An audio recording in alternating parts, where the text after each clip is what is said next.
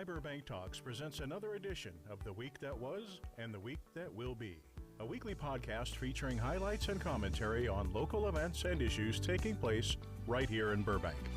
Now, let's see what's on today's agenda as we join our program. Oh, on TV. Thank you. Thank you, everybody in our canned audience. We appreciate you coming by the My Burbank Command Center for another week of The Week That Was and The Week That Will Be, the August 26th edition. So, let's start off with last week's word of the winner. That winner was Riley Leonard, and he sent in the word galaxy.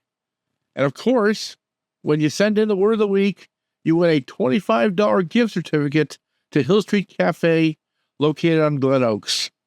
And let me tell you what, I always have to say it, the food's outstanding. If you ever go in there, let them know you've heard about it on our show. I think the owner would appreciate knowing that the word is getting out. So we do appreciate it. And stand by later in the show, we will have a new word of the week, which means a new winner for next week.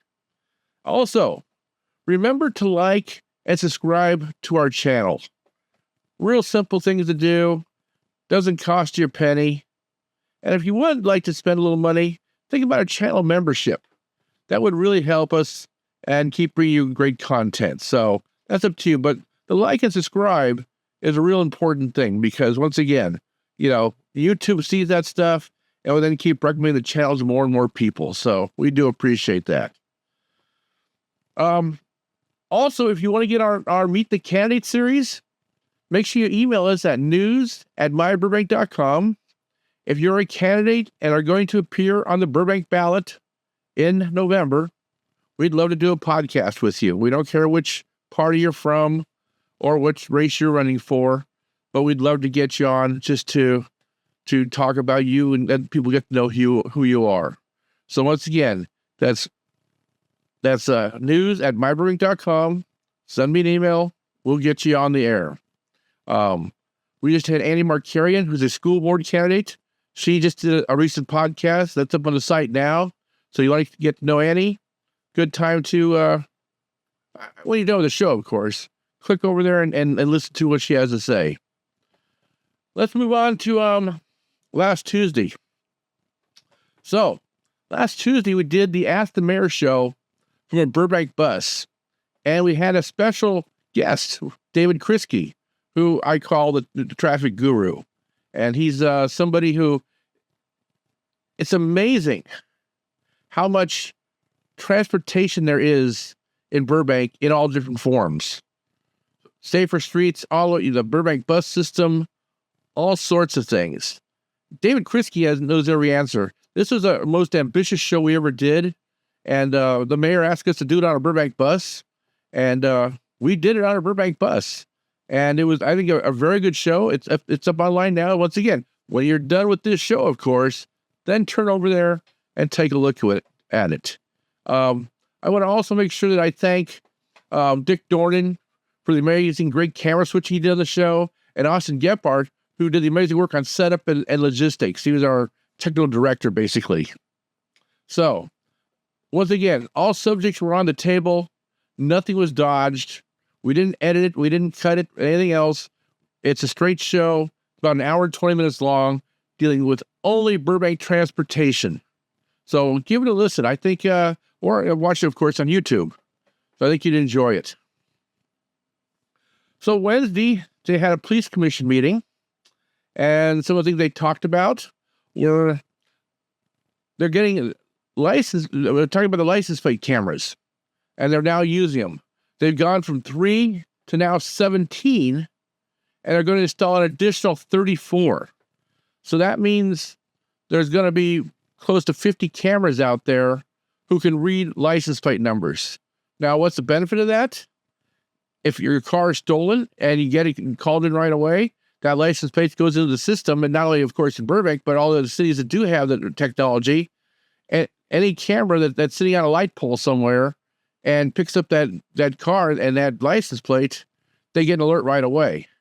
Also, if there's a crime that's committed and somebody's trying to get away, and you get the license plate number, and the police can put it on the system right away. It'll pop up. So there's just it benefits Burbank, of course, but it's in other cities also. So it's kind of like I guess the LoJack when it first came out years ago. The LoJack was a system that you would put in your car, and if your car was stolen, you would trigger the LoJack system, and it would send out a signal that's saying, I'm a stolen car, please find me. And I know I can still hear the helicopters now and then picking up a LoJack signal or police cars, and they had the technology inside them to track them down. So that's still being used today also.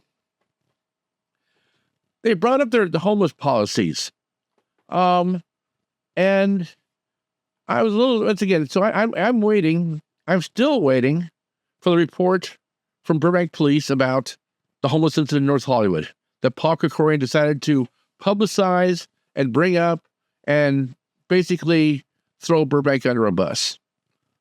And it's been over 2 months. And of course, we were turned down for the body-worn camera footage. They said the investigation is still going on. I'm not sure how long an investigation into a 10 to 20 minute incident takes, but oh well. Joel Schlossman brought it up also in the oral communications, but nothing was said in the entire meeting. So it's kind of frustrating that even the commission didn't really say, when do we expect the report? Where do we get the report? I just wish that there'd be a little more, of course they call it transparency, with that. So it's frustrating, but, we keep moving on. The chief, talked to the commission, and he talked about a new technology they're going to bring in, mobile electronic speeding cameras to issue tickets on streets like Hollywood Way, Buena Vista, and Glen Oaks. So right now they're looking into vendors. And what these cameras will do is if somebody's speeding down the street, it's like your red light cameras used to be. You get at an intersection and you cross into this intersection during a red light, the camera takes your picture and sends you a ticket. Well, this is going to be the same technology, but this time with cameras that will see a speeder, take your picture, and then, of course, sends you the ticket. So it's one way to address, it's a more aggressive way of addressing the speeding issue, because right now that's a hot topic. Now, really, it's a hot topic everywhere. I dare you to turn the news on just about any day and not see where some car was speeding and somebody was killed. So it's something that, if people can't be responsible, then we have to make them responsible. I guess that's why you have to have laws. And then, of course, you have to enforce the laws. So hopefully that's something that's down the line. They're looking into vendors right now to see if they can find a vendor for the system, and they're going to go from there. I'm going to talk later about my comments about the commission. So stand by till the end of our show today, and you can hear my thoughts on it. Let's see. Thursday last week, we had an interesting event. Community Chevrolet hosted the Drive Right Saves Lives driver campaign. And let me tell you that this was something that, I've got some photos up here we can throw up here while we're talking. Let's see here. Okay. Ross Benson has shot some great photos of the event. So we're showing you a couple photos while we're talking up here. So the Drive Right, Save Right safety campaign they kicked off. It was put on by the Burbank Armenian Association and Romik Hagapian. I hope I'm saying that right. He's a police commissioner, and it was also emceed by Andre Diontian. Once again, I hope I'm saying that right. I feel bad. I'm just terrible on names. He's also Burbank Transportation Commissioner and the Armenian Association also. So some of the speakers of the day included Nikki Perez, our vice mayor, our council member Zette Mullins, our police chief Michael Albanese, Chad Kellman, who's the GM of Community Chevrolet, and Shanna Warren of the Boys and Girls Club. There were other speakers also, but those are the ones that I think that stand out a little more also. I think it's important I want to kind of talk a little about Romick and the Armenian Association. It's the American Armenian Association, I should say. There's been a perception that only Armenians are speeding, and I'm sure if you're an Armenian, you kind of feel, you kind of sick and tired of hearing, oh, it's only the Armenians. Well, number one, it's not only the Armenians. Okay, it's everybody. It's everybody with a driver's license. In fact, some people don't even have a driver's license. So it's everybody involved in this. And I think what you have to realize is that you can sit back and say, well, it's not my problem. Well, the Armenian Association is saying, you know what? We want to do something. And they have young leadership in there. And the young leadership is working to solve problems. And I think, we have to give them credit. Because here's a problem. Everybody's accusing them and them only, which is not true. But yet they're feeling, we feel we need to do something to help educate. So they have this great program put together that's going to give information out to all kids in schools that are in 9th grade, 10th grade, freshmen and sophomores. Plus, every car dealership in Burbank is going to give out information to when somebody buys a car. Once again, it's what they're trying to do is educate. They're never going to stop the problem. Nobody's ever going to stop the problem because every kid that has a car thinks, well, I've got a car and I nothing's ever going to happen to me because I'm the best driver in the world. It's funny. I always hear all the time that NASCAR drivers, best drivers in the world, or Formula One drivers, the best drivers in the world. And guess what? They crash too. So nobody's the best driver in the world and they're not going to ever crash. But you can really reduce your chances by just not, number one thing, just don't speed. Anyhow, the American Armenian Association has launched this campaign, and they got a lot of people on board, and I think it's something that is a real positive. And it's good to see people like Romick who are going to work on, who are going to be our future leaders in the city. Because let's face it, all us old fogies aren't going to be here forever, and there will be a new generation. And we're starting to see a little bit of the city council with a younger city council this last election.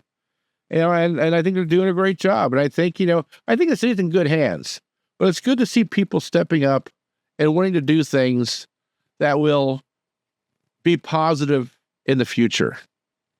So, in fact, right now, the picture of Romick on the screen, he was up there talking about the whole situation. So, once again, I appreciate the effort he's putting in. He's also, like I said, a Burbank Police Commissioner too, besides being the president of the American Armenian Association. So, we appreciate that. And I think that's a bit about it for our photos here, I think. We got a couple more here. So let's show them to you here.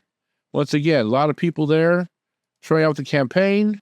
Our police department was there. Our fire department was there. We have a video coming out in a day or two that'll actually have the speakers and show the event. And, we hope you take a look at that. So that's our, so those are our pictures from the show. So let's move on here. Okay. Get to see my ugly mug again, of course. So let's move on here. Friday. Oh, Friday. Football is back. Okay. High school football, of course, we're talking about. And good to have football back. We have Burbank High played. Actually, a very competitive first half, but they lost to San Dimas 49-14 at Burroughs last week. So next week, now that's because I don't know why they do it. They do it in college football. So college football, they're having their week 0. High school football had their week 0. I don't know why we just can't call it week 1, but it has to be called now as week 0. So, because you're allowed 10 games, And so now they use 11 weeks to play 10 games. So instead of just having week 1 through 11 and having a bye somewhere, there's still going to be a bye, but we're still going to call it week 0 through 10. So I'm not sure what that all means. Next week, so Burbank High will be going to Valley College to play St. Genevieve, and Burroughs is going to host Hart in their season opener here at Burroughs. Well, that should be a good contest. I mean, Hart's always a good team. That's the old Foothill League, and we used to always enjoy that Foothill League. So, anyhow, last weekend was a pretty quiet weekend. Thank goodness. We like a quiet weekend now and then, especially the summertime when you still go out and do some things, and hopefully the kids needed some time to recoup from their first week of school. So that's about it for the week that was. So now we're going to pause for a commercial, and we'll be back in a second with the week that will be.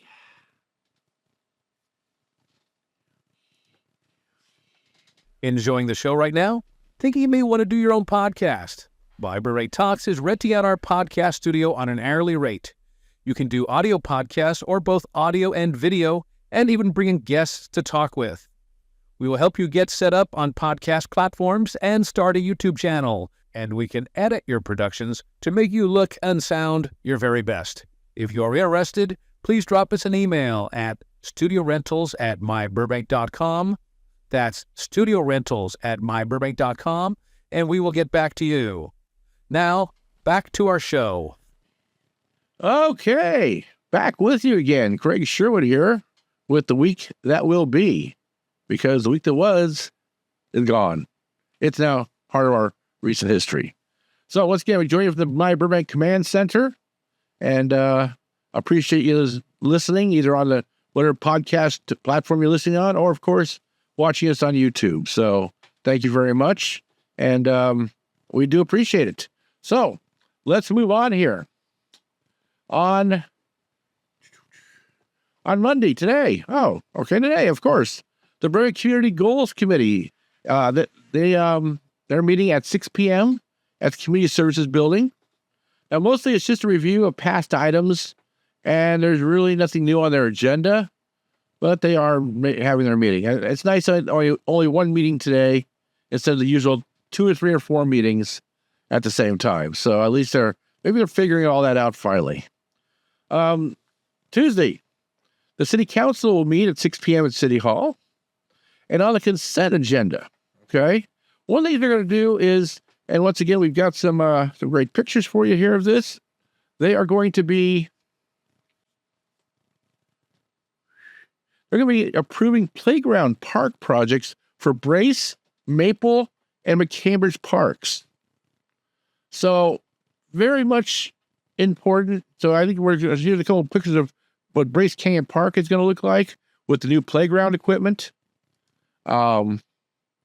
Interesting now how, let's see, we have one more Brace, and then we can turn to Maple. Maple's a very small, it's on the corner of Maple and Jeffries, right next to Luther Middle School. Very small, but you know, it's good to have those little parks right inside the community areas. Then, of course, here's McCambridge. Looks more like somewhere out of Miami, I think. Looks like we've got the palm trees going on.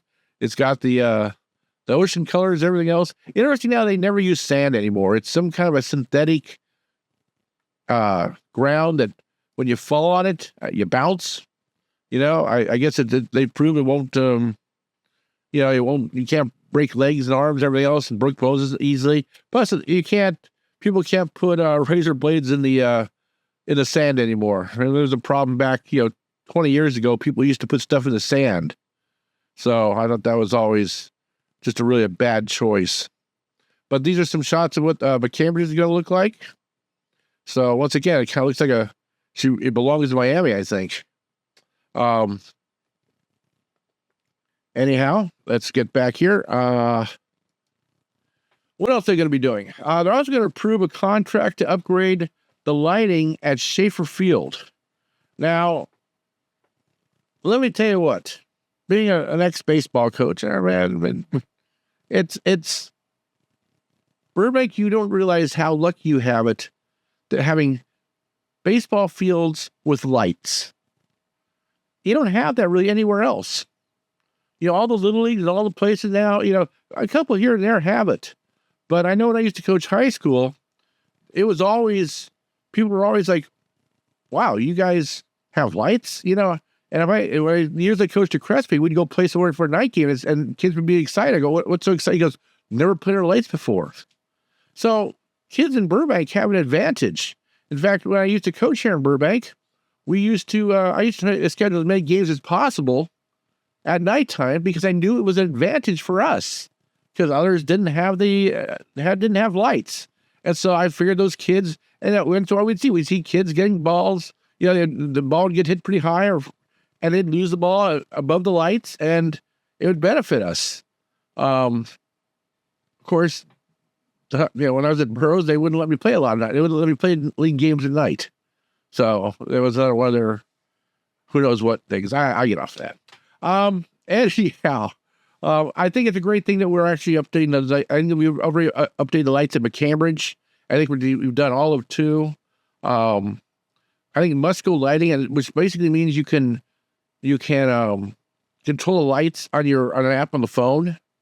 And the great thing is, back in the day, back 20 years ago, if you played, we were playing at Schaefer Park, what we called Northwest back then, and the lights went out for some reason, it would take 20 to 30 minutes to get the lights back on again. And you had to wait 10 minutes for the lights to cool down, and then 20 minutes for them to, once they get turned on. Nowadays, the lights are all set where you turn on the switch and they go on in seconds. As you can see, I think Major League Stadiums now, I think basketball is the first to do it. And now Major League Stadiums like Dodger Stadium now have all those lights installed where they can dim them and make them bright and flash them and everything else. Unheard of 20 years ago. One of those little things technology has done for us that we don't realize until you realize what you didn't have in the old days. So, sorry to talk about the old days, but I have to. What else is the City Council doing? They're going to, they're getting a grant from the Office of Traffic Safety for the Selective Traffic Enforcement Program, $208,000. Okay. And it's for education programs. So it says through social media, the department will engage with online communities to educate a broader audience and ultimately deter unsafe driving behaviors. Problem with only using social media, though, is that people who want to see it will. That's a problem when you're only using social media, I think.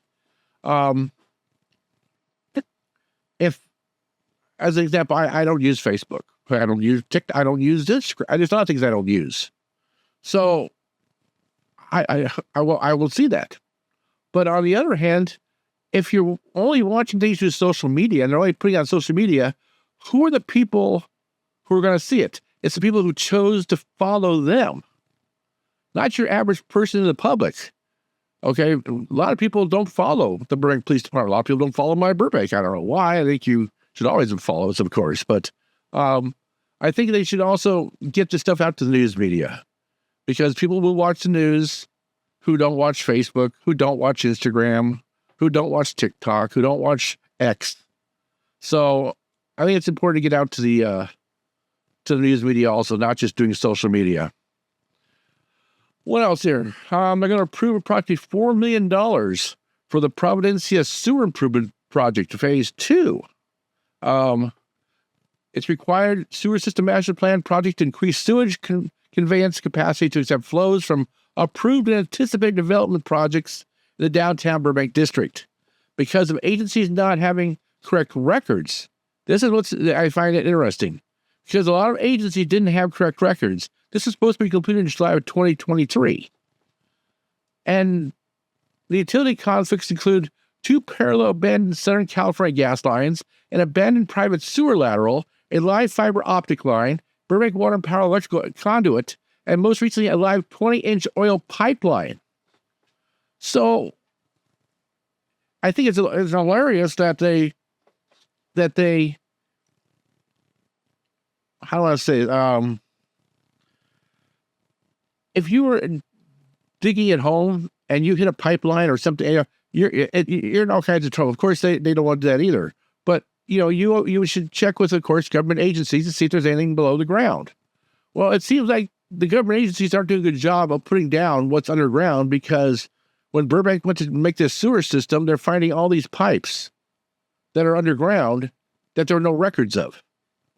So, crazy. What else is going on here? City Council is going to select a new member of the Planning Commission, and they're going to also pick a new member of the council for the liaison for the Park and Rec Board. So, and they're also going to get an update to the arts in public places. So it's actually not a jam-packed council meeting for a change. Probably means that they might be done by maybe 10 o'clock. That'd be nice. I'm sure they have meetings coming up, though, that are going to be a little more contentious. But for right now, at least it'll be a little better meeting. At least if you want to go to bed on time, and you want to get city staff to bed on time so they can get up to their 10 a.m. meeting on time. Moving on to Wednesday, Senior Citizens Board is going to meet at 1 p.m. at the Johnson Center.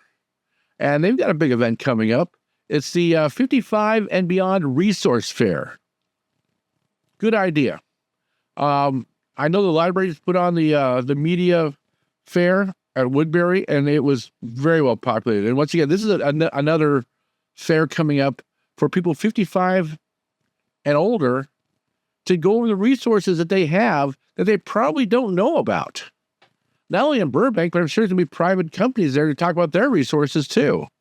When you get older, you appreciate those things. I know that, once I got that Medicare, it was kind of a game changer. It means now I've got to work on getting those 2 new knees so I can actually walk again. So it's good to, it's good to be old. It's good to get, and there are people taking care of you. There are resources to take care of you. And if you are struggling with buying groceries or paying rent or your water and power bill or things like, those resources are going to be there for you to come and find and sign up for and get help with. So good idea. So nice job by our Senior Citizens Board. The Transportation Committee is going to meet at 5 p.m. at the Community Services Building, and they're going to talk about the Media District specific plan. I have more trouble saying specific lately for some reason. It seems like everybody's talking about that plan. I still think that plan has a lot of holes in it. It seems all the boards and commissioners talking about it, but I don't know what they're doing about it. But everybody's just talking about it, and they're all getting presentations made to them, and then they're all saying, okay, just note and file. So I'm not sure what the purpose is, but hopefully the Transportation Commission will look at this and understand the problems in the media district, lack of parking on Riverside Drive for the restaurants.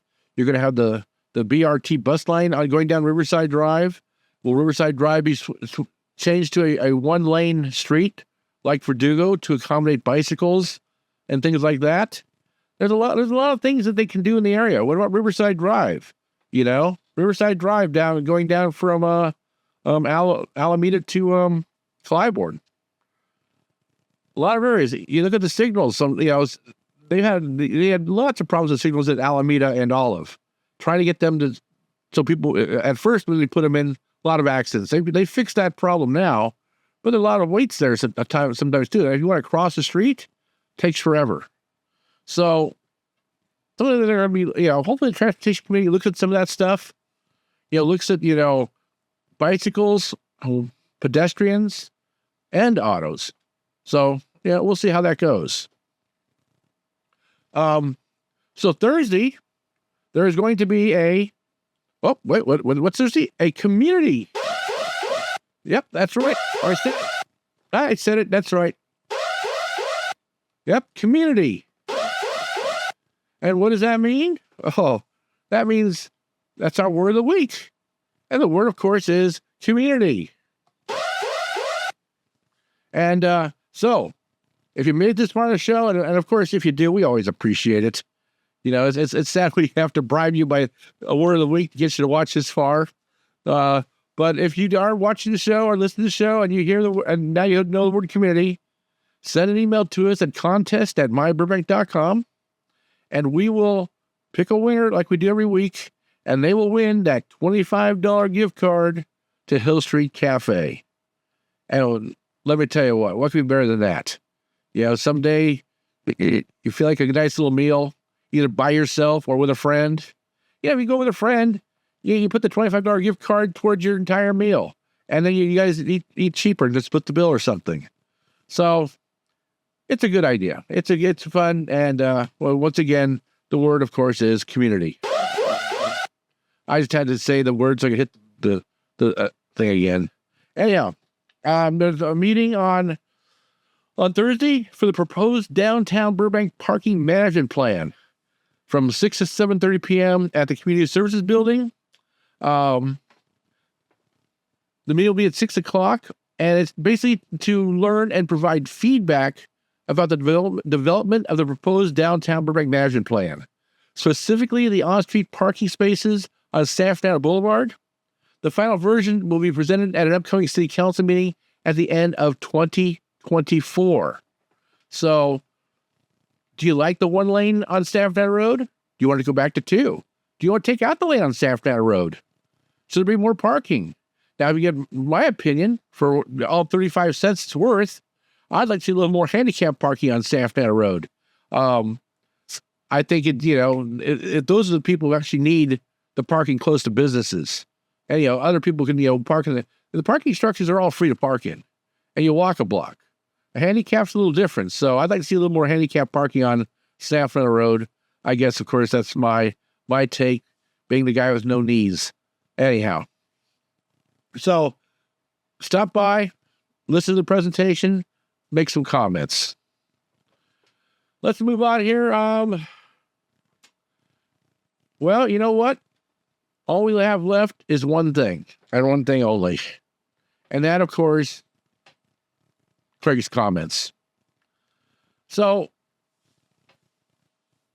let me give my comments here. And something that happened that I was it was a conversation I had that I was very happy to have, actually. I was at the event at Community Chevrolet last week, and 2 members of our police commission were there. Because actually 3 members. Romick was there, but also Paul McKenna and the commission chairman, James Coombs. And being the gimp I am, I had to basically stay seated the whole time. But both came over to me and talked. Number one, Paul McKenna, Paul McKenna had some knee replacements also. He talked to me about the entire process and kind of get me pumped up a little bit to go through with it and make sure I get the new knees. Really great to talk to, though. But we talked some shop there. And same with the commissioner. He came over a little later, and Commissioner Combs, and both of them knew. And I told my friend, I said, I'm critical of the police commission. I don't think that you are a Metropolitan Advisory Committee. I go, policies are made, and you're told about it after the fact. You don't advise on policies. You don't do much of anything. And I told them to their face that, okay, if I say it here in the show, I'll tell it to their face also. I'm not going to hide. They might, and you know what? They kind of agreed in some aspects, but in other aspects, they told me, how they're trying to work on things and how they're trying to change things. So number one, I have a lot of respect for both of them. And of course, for Romick too, we talked a little bit also, but I have a lot of respect for the other two because we've never talked before. And they both came up, introduced themselves, sat down with me, and we talked probably a good 20 minutes. And we talked about different things the commission does. We talked about the policies. We talked about, what I think the commission should be doing. And they listened, and they gave back their side of it, and I listened, because that's what you're supposed to do nowadays. You're supposed to listen to each side so you disagree. So, yeah, I have my opinions, no doubt about it. I'm tough with my opinions sometimes. I get it. But at least I have opinions, and I'm not scared to live by them. But I'm also willing to change those opinions. And I'm not saying right now I'm giving the police commission a pass. But I am giving them consideration to say, maybe you guys are doing the best you can do with what you have. So they're trying. I just wish they had, before the police department put up, such as we talked earlier in the show about the speeding cameras. They didn't go to them and say, what do you think about the cameras? What do you think we should do about policies? All they said is, we're doing this, and we're telling you about it. And, to me, I look at how other commissions work in other cities, other police commissions, and they're a lot more involved. And it just doesn't seem like the police department involves this commission in decision-making. And maybe that's not what they're supposed to be doing. I don't know. Maybe that's what the city council doesn't want them involved in any decision-making or any policy-making. I think it's too bad. I think, these are people who are trying, especially speaking to the commissioner, I think these are people who are trying. And I think they're frustrated sometimes too, like we all are. But, they don't just throw their hands up and say, we're not going to do anything about it. We don't care. But they do care. So I'm going to keep watching. Not going to give them a free pass. But I am going to understand. I understand where they're coming from and what they're trying to do. I still, like I told them, I said, when you get a report, you're not doing anything with the report. I mean, you're not getting it out to the public. And the public should see a report every time a report is made and what it talks about and get the information out to the masses. Not to, just put it on somebody's social media account. Because if you don't subscribe to social media, you'll never see it. So, hopefully, things will change a little bit. I know my opinions changed a little bit. They, like I said, they were very, very polite to me. Their conversation was a great conversation. I now have a lot of respect for both those commissioners, and besides Romick. So those three commissioners I have a lot of respect for, because they really seemed to, they were there. Once again, don't have to be there, but they were there. And they were trying to be part of the solution, not part of the problem. But right now, the problem is, to me, a disconnect between the department, the police commission, and the city council. I'd like to see the three be more interactive on things. Of course, the next police commission meeting is going to be with the city council. So once again, I'd like to see what the city council has to say about what are you going to do to actually influence policy. At least run policy by them in advance, not tell them afterwards. Whether the police radio encryptions, they told them a month after they did it. No, not in advance. A month after they did it. The thing with the homeless guy. Well, why isn't that? Why are they reporting it out to the commission? Why is the commission asking questions about that? A lot of things going on that let's face it, police can be very contentious with some of their matters. And I understand a lot of it, you got to keep close to the vest. You can't disclose a lot of things. There's technologies I can't discuss. There's a lot I get all that. But when you're talking policies such as speeding cameras in the city, why shouldn't the police commission have some involvement with that before it happens? That's all. By the way, they did ask one question at the police commission meeting, which I thought was interesting. And they said, is the new parking control people, is it paying for itself? And they said, oh yeah, it's more, yeah, they're making money on it. So these new parking control officers, LAS parking they have, they are now making the money. They are making money for the city and paying for themselves. They're still not working all the hours though. I don't know if they're working overnight or not. They may or may not be. I don't know, because their channels are blocked for us from listening. I know about 2 weeks ago, I was up on San Fernando Boulevard. I've said San Fernando Road too many times in my life. San Fernando Boulevard. And somebody came and parked in a handicap spot, and they weren't handicapped. They were there for food delivery. And they parked there about 10 minutes. I was saying, where's the parking now? This is 10 o'clock at night, but it's still crowded up there. There's still cars, all the spots are full. So I'm not sure if they're working at nights up until 10, 11, 12 at night or overnight or whatever. Once again, their channels are blocked, so we can't listen to them. I'm sure that encrypting the parking control is an important thing that they need to do, because Lord knows people in the public might be actually listening to see if they're going to come get a ticket or not. I don't know. Being facetious. I'm sorry. Anyhow, that's it for my comment. And that's it for another edition of The Week That Was and The Week That Will Be. Once again, can't tell you guys how much I appreciate you watching or you listening. Please, if you're watching YouTube, please hit the like and subscribe button. Think about a channel membership. We would appreciate it. It's something that really helps us and keeps us going here. Check out our other videos too. Check out our election videos coming up we're doing. We have a lot of content on here for you. Getting so you can see what's going on in the city. So we appreciate it. Anyhow, that's it for another week. Once again, Craig Sherwood saying thank you again for watching and listening. Thank you for watching the latest My Burbank video. If you have it in your heart, please consider helping us by clicking on the super thanks down below. Or even better, go to our channel and consider a membership.